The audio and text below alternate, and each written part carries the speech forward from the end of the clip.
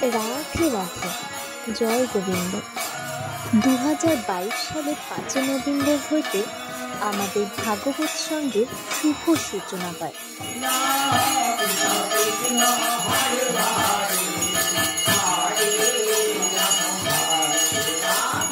এখানে প্রত্যেক সন্ধ্যা 7টা হইতে ধর্মীয় গান বাজনা ও ভাগবত পাঠ এবং পূজা আরতি অনুষ্ঠিত হয়। এছাড়া প্রত্যেক পূর্ণিমার মধ্যাহ্নে মহাপ্রভুর ভোগ হয়। এই সহিত অনুষ্ঠানে সকল সনাতন ধর্মের ভক্তবৃন্দদের আমাদের ভাগবত সঙ্গে আসার জন্য আমন্ত্রণ রইল। আমাদের ঠিকানা 27 নম্বর ওয়ার্ড, দেবীনগর, রায়গঞ্জ, উত্তর দিনাজপুর। রাধে রাধে।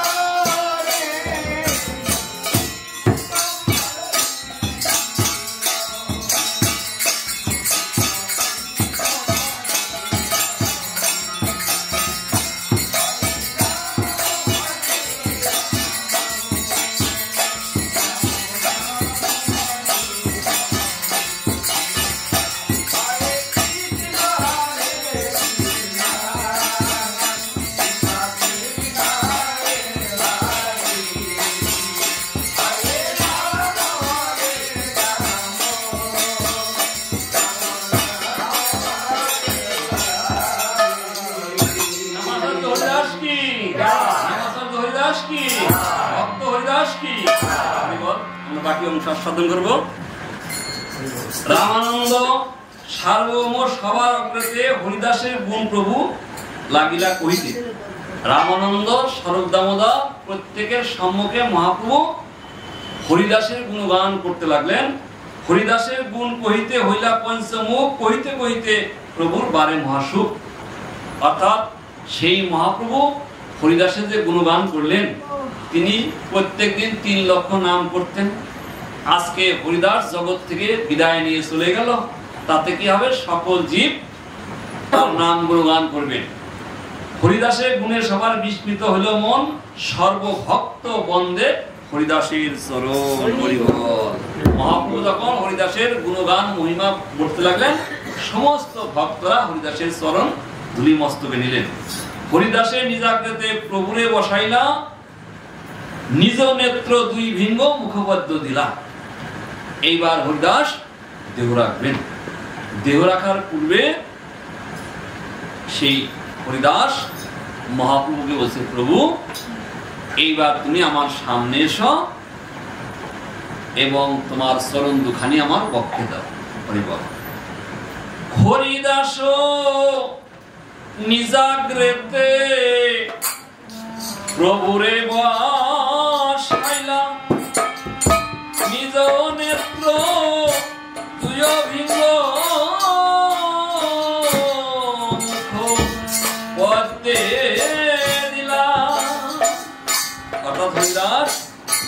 দেহ রাখবেন। তখন প্রভুকে বললেন, তোমার চরণ দুখানি আমার বক্ষে দাও। এবং হরিদাস অপলক নেত্রে, চোখের পলক না ফেলে মহাপ্রভুর ওই সাত বদন দর্শন করতে লাগলেন। মৌমাছি যখন যেভাবে মধুপান করে, বাহিরের দিকে খেয়াল থাকে না, শুধু মধুপান করেই যায়, মহাপ্রভুর সেই রকম অপলক নেত্রে, চোখের পলক না ফেলে মহাপ্রভুর ওই সাত বদন দর্শন করতে লাগলেন। হরিবল। সহৃদয়ে আনি ধরিল প্রভুর চরণ, সর্বভক্তের পদরেণু মস্তকের ভূষণ। শ্রীকৃষ্ণ অন্য শব্দ বলে বারে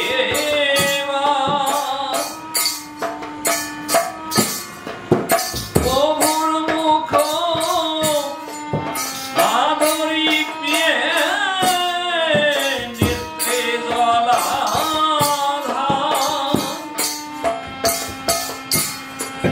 শ্রীকৃষ্ণ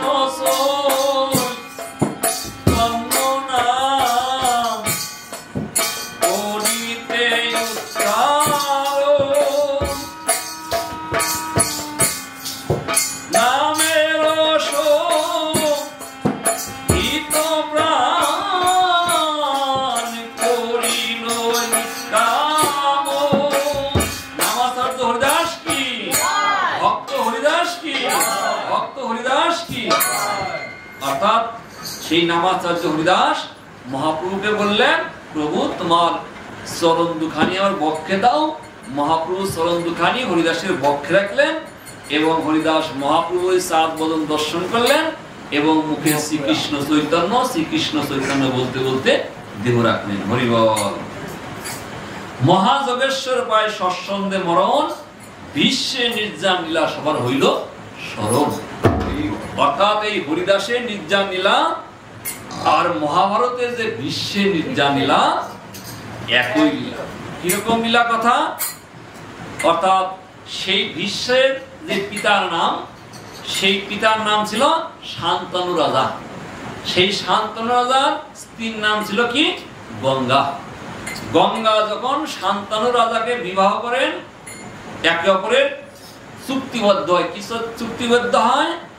তখন গঙ্গা বলে শান্তনু রাজাকে, আমি তোমার সাথে বিবাহ বসতে পারি, কিন্তু আমি যা বলবো তাই তোমার শুনতে হবে, কোনো প্রতিবাদ করতে পারবে না, প্রতিবাদ করলে কিন্তু আমি চলে যাব। সেই শর্তে শান্তনু রাজা রাজি হয়ে গঙ্গাকে বিবাহ করেন। তখন শান্তনু রাজার ঔরসে গঙ্গার গর্ভে যখন এক এক করে 7টি সন্তান জন্মগ্রহণ করলো, গঙ্গা 7টি সন্তানকে নিজের শরীরে সমাধি দিল। তখন এইবার অষ্টম গর্ভে আসলেন, তার নাম রাখলেন দেবব্রত। তখন শান্তনু রাজা বলছে গঙ্গাকে, তোমার সাথে প্রতিশ্রুতি দিয়ে এক এক করে 7টি সন্তানকে আমি বিসর্জন দিলাম, এইবার যে আমার দেবব্রতকে আমি তোমার হাতে দিব না। গঙ্গা বলছে, তাহলে তোমার সাথে আমার চুক্তি ছিল, তা তুমি নষ্ট করছো, আমি এবার অন্তর্নিহিত চলে গেলাম। গঙ্গা চলে গেল। তখন শান্তনু রাজা স্ত্রী হারা হয়ে পাগলের মতো হয়ে গেল। এই সময় শান্তনু রাজা হঠাৎ করে ঘুরতে ঘুরতে একটা কন্যাকে দেখলেন, তার নাম হলো সত্যবতী, মৎস্যগন্ধা সত্যবতী, তার পিতা হলো জেলে।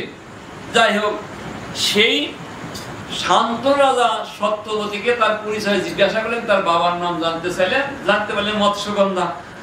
তখন শান্তনু রাজা ওই সত্যবতীর পিতার কাছে গিয়ে বলছে যে তোমার কন্যাটাকে আমার হাতে সমর্পণ করো, আমি বিবাহ করব। তখন সেই সত্যবতীর পিতা যে মৎস্যজীবী, তিনি বলছে, না, আমি আমার কন্যাকে তোমার হাতে সমর্পণ করতে পারি না, কারণ তোমার পুত্র আছে, সে তো রাজা হবে, আমার এই কন্যার গর্ভে যে সন্তান হবে সে তো রাজা হতে পারবে না। এই কথা যখন বললেন, তখন শান্তনু রাজা মনক্ষুণ্ণ হয়ে রাজ্যে ফিরে আসছেন। পুত্র দেবব্রত বলছে, পিতার মুখ মলিন কেন, বদন কেন জিজ্ঞাসা করলেন। তখন শান্তনু রাজা সমস্ত ঘটনা বললেন। তখন দেবব্রত বলছে, আমি সেই সত্যবতীর বাবার কাছে যাব। এবার দেবব্রত গিয়ে সত্যবতীর বাবাকে বলছেন আপনার কন্যাটাকে আমার পিতার হাতে সমর্পণ করেন। এই কথা যখন বলছেন তখন সেই মৎস্যদেবী বলছেন আমার কন্যাটাকে যে তোমার পিতার হাতে সমর্পণ করব, তুমি তো পুত্র, তুমি তো রাজা হবে, আমার কন্যার গর্ভে যে সন্তান হবে সে তো রাজা হতে পারবে না। তখন বলছে সেই দেবব্রত যে না আমি রাজা হব না, কিন্তু সে মৎস্যদেবী বলছে তুমি তো রাজা হবে না, কিন্তু তোমার যে পুত্র হবে সে তো রাজা হবে। তখন তিনি বলছে যে আমি জীবনে বিবাহই করব না। তখন দেবব্রত থেকে তার নাম হলো বিশ্ব, বিশ্বদেব, এলো বিশ্বের প্রতিজ্ঞা। তখন সেই মৎস্যদেবী তার কন্যাকে সত্য দেবব্রতের হাতে বা বিশ্বদেবের হাতে সমর্পণ করলেন। বিশ্বদেব তাকে মা জ্ঞানে শ্রদ্ধা প্রণাম করে এনে পিতার হাতে সমর্পণ করলেন। পিতা খুশি হলেন। খুশি হওয়ার পরে শান্তরাজা তাকে আশীর্বাদ দিলেন ইচ্ছা মৃত্যুর বর। আজ থেকে এরপর থেকে তুমি পৃথিবীতে থেকে যেদিন তোমার যেতে ইচ্ছা হবে সেই দিন তুমি যাবে। সেই জন্য শাস্ত্র বলছে পিতা সর্ব, পিতা ধর্ম, পিতা হি পরমং তপ, পিতরে পিতমাপন্নে পিয়ন্তে সর্বদেবতা। পিতা সন্তুষ্ট হলে সমস্ত দেবতারা সন্তুষ্ট হলো। এই পিতার আশীর্বাদে ইচ্ছা মৃত্যুর বর পেলেন বিশ্বদেব। কুরুক্ষেত্রের যুদ্ধ, সেই যুদ্ধ যখন শুরু হলো 10ম দিনের দিন যুদ্ধে বিশ্বদেব তীরসজ্জার উপর শায়িত হলেন। যেহেতু তিনি ইচ্ছা মৃত্যুর বর পেয়েছেন, তার ইচ্ছা হলো আমি উত্তরায়ণে মৃত্যুবরণ করবো। কারণ দক্ষিণায়নে মৃত্যুবরণ করলে বারবার পৃথিবীতে আসতে হয়, উত্তরায়ণে মৃত্যুবরণ করলে আসতে হয় না। উত্তরায়ণে আসে কখন থেকে শুরু হয়? পৌষ সংক্রান্ত থেকে। এই পৌষ সংক্রান্ত আসতে 58 দিন বাকি ছিল। এই 58 দিন বিশ্বদেব তীরসজ্জার উপর শায়িত অবস্থায় ছিলেন। 58 দিন যখন পূর্ণ হয়ে গেল, উত্তরায়ণ আসলো, তখন এই কুরুক্ষেত্রের যুদ্ধ 18 দিন সমাপ্ত হয়ে গেল। পঞ্চপাণ্ডব যুধিষ্ঠির ভীম অর্জুন নকুল সহদেব এরা জয় লাভ করলো। এবার জয় লাভ করার পরে যুধিষ্ঠির মহারাজ সিংহাসনে বসবে, তাই পিতামহ বিশ্বের কাছে আশীর্বাদ চাইতে গেল। সেখানে পঞ্চপাণ্ডব, ভগবান শ্রীকৃষ্ণ, ব্যাসদেব, নারদ মুনি, সুখদেব সকলেই গেলেন কোথায়? সেই কুরুক্ষেত্রে, যেখানে তীরসজ্জার উপর শায়িত অবস্থা আছে বিশ্বদেব, সেখানে গেলেন। যাওয়ার পরে তারা রাজ্য কিভাবে পরিচালনা করবেন এই কথা যখন যুধিষ্ঠির মহারাজ বললেন, কাকে? বিশ্বদেবকে। বিশ্বদেব বলছে যে স্বয়ং ভগবান তোমাদের সাথে আছে, তোমাদের আর চিন্তার কি আছে? ভগবান যা বলে, কৃষ্ণ যা বলে তাই তোমরা সেভাবে কাজ করো। আর যাকে তোমরা সখা বা মাতুল বলে মনে করছো, সে কিন্তু সখাও না, মাতুলও না, অনাদিরাদি গোবিন্দ ভগবান শ্রীকৃষ্ণ। এই বলে তোমাকে জানতে হবে। তিনি দেখো কি কৃপালু দয়ালু, তার আর শেষ নাই, দয়ার শেষ নাই। আজকে আমি মৃত্যু সজ্জায় শায়িত, সেই মৃত্যু সজ্জায় শায়িত তিনি আমাকে দেখার জন্য আসছে। আমি খুব ভাগ্যবান। তাই অনুনয় বিনয় করে বিশ্বদেব বলছে ভগবান শ্রীকৃষ্ণকে, হে অনাদি গোবিন্দ ভগবান শ্রীকৃষ্ণ, আমি এখন মৃত্যু সজ্জায় শায়িত, আমি এখন দেহ রাখবো। তুমি যখন আমাকে দেখতে আসছো, তাহলে আমার শেষ ইচ্ছাটুকু পূরণ করো। কি? তোমার ওই চরণ দুখানি আমার বক্ষে রাখো। গোবিন্দ বিশ্বের মনোবাঞ্ছা পূরণ করার জন্য তার চরণ দুখানি বিশ্বদেবের বক্ষে রাখলেন, এবং বিশ্বদেব ভগবান শ্রীকৃষ্ণের ওই সাত বদন দর্শন করলেন এবং মুখে কৃষ্ণ কৃষ্ণ বলতে বলতে দেহ রাখলেন। তাই এখানে বলছে যে নামাচার্য হরিদাসের যে নির্জান লীলা আর বিশ্বদেবের নির্জান লীলা একই লীলা। হরিবল হরিবল হরিবল হরিবল। হরে কৃষ্ণ শব্দ সবে করে কোলাহল, প্রেমানন্দে মহাপ্রভু হইলা বিহব্বল। হরিদাসের তনু প্রভু কোলে উঠিয়া অঙ্গনে নাচেন প্রভু প্রেমাবিষ্ট হইয়া। হরিদাস দেহ রাখলেন। এবার মহাপ্রভু হরিদাসের দেহটা নিয়ে নৃত্য করতে আরম্ভ করলেন। এই মতো নৃত্য প্রভু কইল কতক্ষণ, স্বরূপ গোসাই প্রভুকে কইল নিবেদন। এইভাবে মহাপ্রভু হরিদাসের মৃত দেহটাকে নৃত্য করতে লাগলেন। এবার স্বরূপ দামোদর বলছে, প্রভু তুমি যে ভাবে বিভোর হয়ে নৃত্য করছো, কিন্তু এর তো সমাধির ব্যবস্থা করতে হবে। তখন কি করলেন? সেই বিমানে সরিয়ে, যেমন মানুষ মৃত্যুবরণ করলে এখন দেখা যায় টাউনে দেখা যায় কি কি স্বর্গরথে করে নিয়ে যায়। তৎকালীন যুগে এগুলো ছিল না, হয়তো বাঁশের দোলা, এই বাঁশের দোলার উপরে চাপিয়ে হরিবল হরিবল হরে কৃষ্ণ ফুল করতাল বাজিতে বাজিতে সীতায় নিয়ে যাওয়া হতো। তাই হোক, তাকে বিমান বলে। এই বিমানে চড়িয়ে হরিদাসকে নেওয়া হলো সেই গঙ্গায়। এবার গঙ্গায় নিয়ে যাওয়ার পরে তারপর মহাপ্রভুকে গেলে হরিদাসের সেই দেহটাকে গঙ্গার মধ্যে স্নান করাইলেন। এবার স্নান করানোর পরে মহাপ্রভু সংক্ষেপে বলে, সময় কম তো, মহাপ্রভু বললেন আজকে গঙ্গা এতদিন তীর্থ ছিল, আমার ভক্ত হরিদাসকে যে স্নান করানো হলো, এখন গঙ্গা মহাতীর্থে পরিণত হলো। হরি বল, হরি বল, হরি বল। এহেন কথা শ্রবণ করে সমস্ত ভক্তরা হরিদাসের পা ধৌত জল সকলেই সেবা করলেন। সেবা করার পরে মহাপ্রভু হরিদাসকে নিয়ে এসে তীরে নিয়ে আসলেন, বালুকায় গর্ত করলেন। এবার গর্ত করার পরে হরিদাসকে সেখানে সমাধিস্থ দেওয়া হলো। এবার সমাধিস্থ দেওয়ার পরে মহাপ্রভু সমস্ত ভক্তদের নিয়ে সেই জগন্নাথ মন্দিরের সামনে আসলেন। সেই জগন্নাথ মন্দিরের সামনে এসে মহাপ্রভু সকলের কাছে ভিক্ষা চাইছেন। ভিক্ষা, আমার হরিদাসের বিজয় উৎসবের জন্য। সাধারণ মানুষ মৃত্যুবরণ করলে তাকে শ্রাদ্ধ বলে, আর বৈষ্ণব ভক্ত যদি দেহ রাখে তাকে বলে বিজয় উৎসব বা মহোৎসব।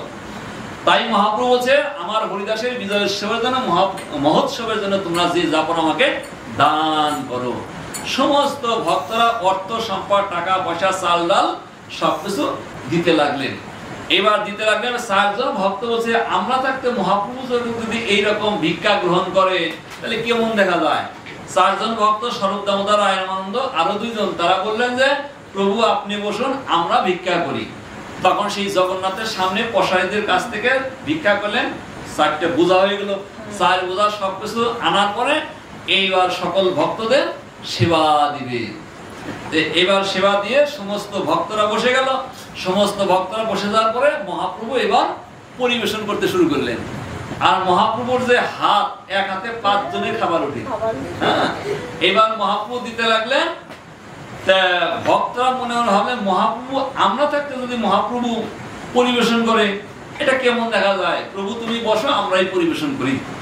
এর সমস্ত ভক্তদের মধ্যে পরিবেশন করা হয়ে গেল। এবং ভক্তরা বলছে যে মহাপ্রভু যদি সেবা না করে আমরা সেবা করব না। তখন ভক্তদের অনুরোধে মহাপ্রভু বসে গেলেন। সমস্ত ভক্তরা সেবা করলো। এবার মহাপ্রভু যারা পরিবেশন করছে, মহাপ্রভু তাদের বলছে, একে একটু দাও, একে আর একটু বেশি দাও। এই করতে করতে সমস্ত ভক্তরা আকণ্ঠ ভরে ভজন করলেন। হরি বল। এবার আকণ্ঠ ভরে ভজন করার পরে মহাপ্রভু আশীর্বাদ দিলেন।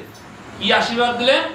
এই আমার হরিদাসের বিজয় উৎসবে যারা কীর্তন করলেন, যেমন আপনারা কীর্তন করলেন, যারা নর্তন করলেন, যারা নৃত্য করলেন, যারা বালুকা দিতে করলেন গমন, তারা, এবং যারা নাকি শ্রবণও করলেন, আপনারা শ্রবণ করলেন, অচিরে তাদের কৃষ্ণ প্রাপ্তি হবে। এটা আমার আশীর্বাদ। এই হলো মহাপ্রভু প্রত্যেকেই কি করলেন? আশীর্বাদ দিলেন। হরিবল। আশীর্বাদ দেওয়ার পরে মহাপ্রভু ভক্ত হরিদাসকে হারিয়ে মহাপ্রভু আর চোখের জল রাখতে পারছে না। তাই আফসোস করে বলছে মহাপ্রভু, কৃপা করে কৃষ্ণ বলে দিয়াছিল সঙ্গ, স্বতন্ত্র কৃষ্ণের ইচ্ছা কইল সঙ্গ ভঙ্গ। প্রভু বলছে, কৃপা করে কৃষ্ণ দয়াময় তো, তাই এহেন ভক্তকে আমার সাথে সঙ্গ করতে দিয়েছিল, কিন্তু আজকে সেই ভক্তকে আমি হারালাম। এই বলে মহাপ্রভু কাঁদতে লাগলেন। হরিদাসের ইচ্ছা যাবে হইল চলিতে, আমার শক্তি নাই তারে পারি আমি রাখিতে।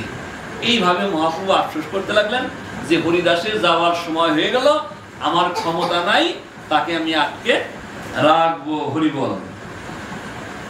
হরিদাস আসিল পৃথিবীর শিরোমণি, তাহা বিনা রত্ন শূন্য হইল মেদিনী। আফসোস করে মহাপ্রভু বলছে, এই হরিদাস ছিল পৃথিবীর শিরোমণি, পরম ভক্ত, পরম বৈষ্ণব। আজকে তারে হারিয়ে জগতের যত ভক্ত বৈষ্ণব আছে তারা মনে মনে ভাবলেন, আমরা কি পরম রত্নকে হারালাম। হরিবল, হরিবল। জয় জয় হরিদাস বলে হরিধ্বনি এত বলি মহাপ্রভু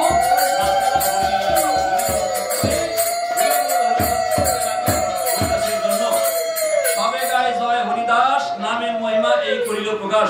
তবে মহাপ্রভু সব ভক্তে বিদায় দিল, হর্ষ বিষাদে বিশ্রাম করিল। এইবার মহাপুরুষ সমস্ত ভক্তদের বিদায় দিয়ে বিশ্রাম করিলেন। এই তো কইল হরিদাসের বিদায় উৎসব, যাহার শ্রবণে কৃষ্ণের দৃঢ় ভক্তি হয়। অর্থাৎ হরিদাসের যে বিদায় উৎসব বা নির্জালীলা শ্রবণ করলে ভগবান বা কৃষ্ণের প্রতি দৃঢ় প্রেম ভক্তির উদয় হয়। চৈতন্যের বাৎসল্য ইহাতে জানি, ভক্ত বাঞ্ছা পূর্ণ করল ন্যাসী শিরোমণি। শেষকালে দিল তারে দর্শন স্পর্শন, তারে কোলে করি গেল আপন নর্তন, আপনে শ্রীহস্তে কৃপা তারে বালু দিল, আপনে প্রসাদ মাগি মহোৎসব করিল। এমন পরম ভক্ত আমরা মনে মনে ভাবি আমার পুত্র সন্তান নাই, তাহলে আমার শ্রাদ্ধ আদি বা পিণ্ড কার্য কে করবে? তাহলে দেখেন আজকে সেই নামাচার্য হরিদাস তার সমস্ত কর্ম কি স্বয়ং অনন্ত কোটি বিশ্ব ব্রহ্মাণ্ডের মালিক স্বয়ং ভগবান শ্রীকৃষ্ণ তিনি গৌর রূপে অবতীর্ণ হয়ে তার শেষ ক্রিয়া করলেন। কাজে ভক্তের কোনোদিনও চিন্তা করতে হয় না, ভগবানই তার কর্ম করেন। হরি বল। মহাভাগবত হরিদাস পরম বিদ্যান এ ভাগ সৌভাগ্য লাগি আগে করিল পয়া। বলছেন মহাভাগবত কে হরিদাস, সেই জন্য মহাপুর আগেই মহাপুর সাত বদন দর্শন করতে করতে তিনি দেহ রাখলেন। চৈতন্য চরিত্র এই অমৃতের সিন্ধু, কর্ণমন তৃপ্তি করে যার এক বিন্দু। সেই জন্য শাস্ত্রে বলছে বোঝে কি না বোঝে, শুনিতে শুনিতে সেও হয় অদ্ভুত চৈতন্য চরিত, কৃষ্ণে উপজীবে প্রীতি বাড়িবে রসে প্রীতি, শুনিলেই হয় জীবের হিত বা মঙ্গল। এই মহাপ্রভুর চরিত্র কথা শ্রবণ করলে জীবের মুক্তি। হরি বল। ভব সিন্ধু তরিবারে আছে যার চিত্ত, শ্রদ্ধা করি সে যেন শুনে চৈতন্য চরিত্র। অর্থাৎ এই পৃথিবীতে বারবার আসা যাওয়া থেকে, ভবের বন্ধন থেকে যদি কেউ মুক্ত পেতে চায়, তারা অনায়াসে যেন চৈতন্যের চরণের দাস হয়ে তার সেবা পূজা করে জীবনটা ধন্য করে। হরি বল হরি বল। শ্রীরূপ রঘুনাথ পদের যার আস, চৈতন্য চরিতামৃতে কহে কৃষ্ণদাস। ইতি চৈতন্য চরিতামৃতের পদ্য খণ্ডে শ্রী হরিদাস নির্বাণ বড়ক নামক 11 পরিস্থিতির বিশ্রাম। কাজে আমাদের পাঠের সার্থকতা কখন? পাঠের সার্থকতা সেইভাবেই যে নামাচার্য হরিদাস যেমন মহাপ্রভুর সাত বদন দর্শন করতে করতে দেহ রাখলেন, আমরাও যেন সেই হরিদাসের মতোই যখন অন্তিম সময় শেষ সময় সেই মহাপ্রভুর সাত বদন দর্শন করতে করতে আমরা যেন এবং মুখে শ্রীকৃষ্ণ চৈতন্য বলতে বলতে যেন দেহ রাখতে পারি, এই আশা আকাঙ্ক্ষা কামনা বাসনা হৃদয়ে রেখে আজকের মতো পাঠের আমরা এখানেই বিশ্রাম নেব।